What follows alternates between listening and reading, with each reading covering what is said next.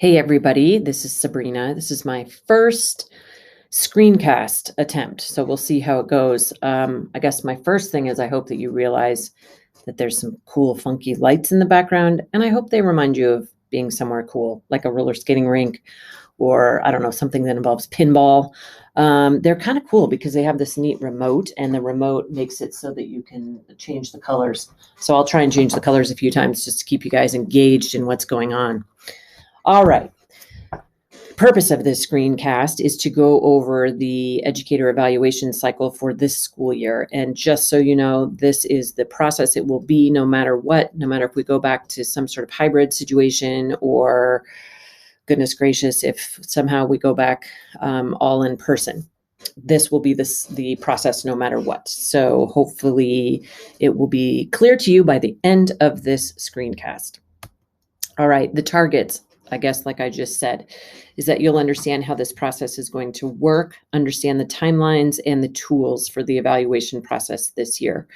One thing that we will do soon is send out a list to you of who is being evaluated this year. One thing for certified teachers that's important for you guys to know is that it's an every other year process. So if you were evaluated formally last year, then you will not be this year, and vice versa. But for EAs and paras and office staff, it's an every year kind of deal. So you'll be on the list again. All right, that will be coming to you soon. This year, the evaluation process is going to stay remaining rooted, I guess is how I can say it, in the Danielson framework. That's the same tool that we have used for the past several years. A committee got together and adapted the tool, which in this case really means what they did is they simplified it, which I think we can all appreciate, instead of picking a whole new tool to learn. So it is an abbreviated version of the Danielson framework. This next slide shows all of the people that were on that committee. If you want to reach out to any of them to ask any questions, you of course are welcome to. This next slide is really the big thing.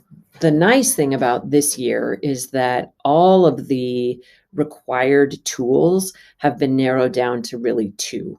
And that, I think, is a very nice clarification and simplification.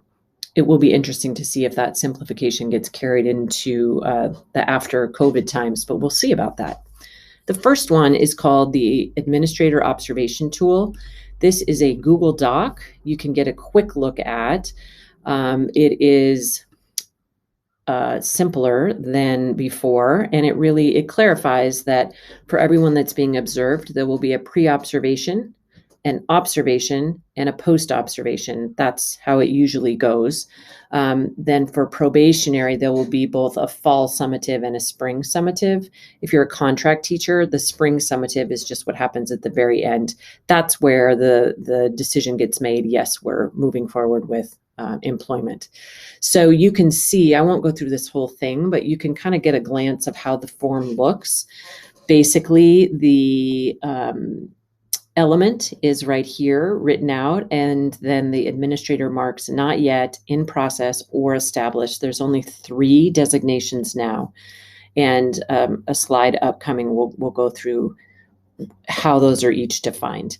So that's what the form looks like. It is a Google Doc, which I think is really nice because it can be shared between the administrator and the educator. And then same with this self-assessment and reflection form, also a Google Doc that can be shared. It really is a chance for you as the teacher to do some self-assessing on your own teaching, the lesson, but also just teaching in general, reflecting on how things are going, and then you and the administrator basically calibrate between yourselves and see if you're in agreement. And really, those are the only 2 tools, which again is really nice because if you look at this bottom of this slide, it shows how many forms there used to be in addition to these 2 types of forms. Form 2, Form 4, Form 5, Form 6, etc. There were many, many forms, and many of them were really duplicates of each other. So I see this as a good step. The other really nice thing is that instead of each area having 5 or 6 different components that are scored. This committee has really chosen just 1 or 2, as you can see from each area. So let's just look at the area 1, for example. You will see there is no 1A, 1C, excuse me, or 1D. They really just pulled out kind of like what is most important and what is the essence for right now during distance learning. You can see that component 4 now only has 1 area that will be scored. So that simplifies the whole process, which I think is really reasonable and fair. These next few slides, I'm not going to spend time reading each of them because I'll share this document with you so you can read it on your own. You also might be receiving it from PAT or somebody else in the district, so you might get it twice. But this gives you a chance to look closely at what areas are going to be scored and what are the components of those areas.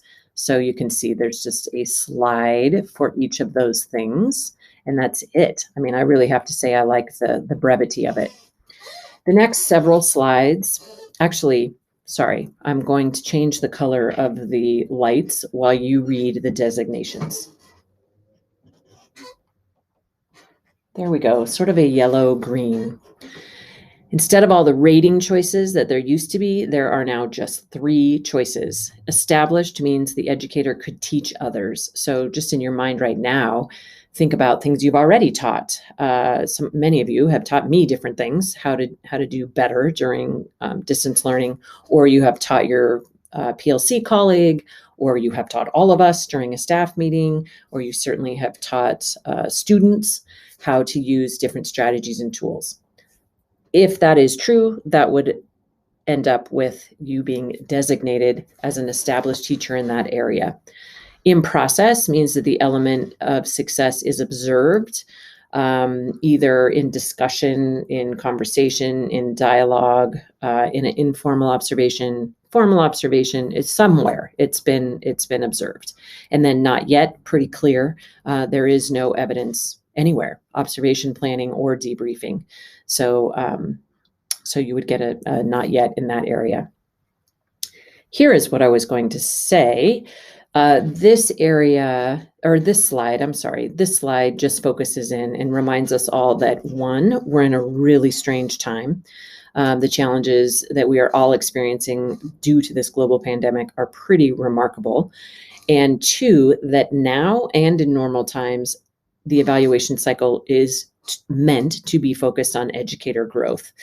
That remains true and is really highlighted during this time when really we're all learning brand new ways to teach and engage students and communicate with families. So please know that is at the forefront of the essence of this process. Timelines for evaluations. We have at Vestal a handful of probationary teachers and staff, and those evaluations have to be completed before winter break. So you can imagine in your own mind, like, that doesn't mean there's really not that many school days if you look at a calendar between now and winter break. So probationary teachers, probationary staff, please know that Jeff and I will be reaching out to you really soon to schedule the process. And again, what the process means is a pre-meeting to talk about the lesson, observing the lesson, and then a post-meeting where we discuss what happened in the lesson, and that is where the self-assessment piece and reflection come in. So that really means three times, 3 meetings of sorts. And again, you can see how that will be important to calendar out pretty soon. If you are not a probationary teacher, yours will most likely be after winter break. I always put out the offer, though, for people that just like to get this part out of the way for one reason or another, and you don't even have to share your rationale because I like to get some of them out of the way too. If you wish to have yours completed before winter break, I know that both Jeff and I are totally open to that as much as we can make it work. Okay. Almost done here. The non-classroom PAT educators, the jobs that are on this list, these people always have a different evaluation form. It's actually shorter than the classroom teacher one. And this year it will be modified as well. So it'll be even a little bit shorter. But all of these people, if you are on the list to be evaluated this year, that will happen with your same modified form. So you can see obviously who that applies to. Okay, the next several slides we're actually not going to go through, but they are there in case you want to look at them. They are all about calibration. The administrators went through some training to calibrate. Again, how do you decide if someone is established in process or not yet? I do have to say that I like that it's been simplified into 3 categories. It does seem to make it a lot easier to clarify the differences between established in process or not yet. But if for any reason you want to look through that calibration, you are welcome to do that either with Jeff and or I, or just on your own. I don't know exactly what other setting you would want to do that with. So anyways, that is an overview of the evaluation process and how it's going to go this year. Interesting to do a screencast. We'll see how it turns out. Thanks everybody for paying attention and being here. Okay, preview.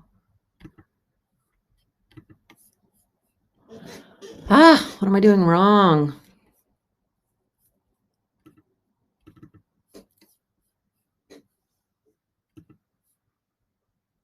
Dashboard, projects, media,